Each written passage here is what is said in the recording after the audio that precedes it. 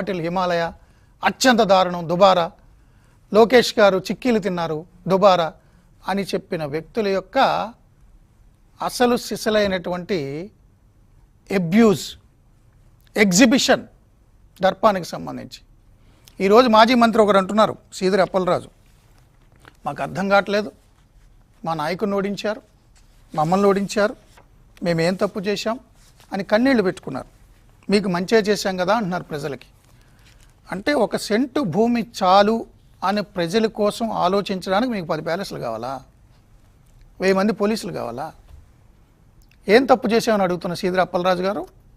సర్దార్ గౌతు లచ్చన మనవరాలు గౌతు శిరీష్ని మీరు తూలనాడిన మాటలు మామూలు మాటలా? ప్రజలు హర్షిస్తారనుకున్నారా?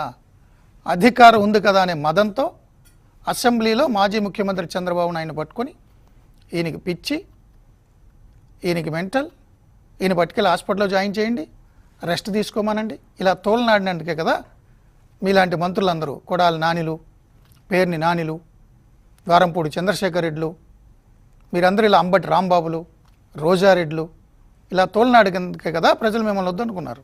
ఏం తప్పు చేసామని అమాయకంగా మాట్లాడతారు? ఈ ఎగ్జిబిషన్ ఏంటి, ఈ ప్యాలెస్లు ఏంటి, ఈ పోలీసులు ఏంటి? ఈ అంశానికి సంబంధించి ఈరోజు డిబేట్లో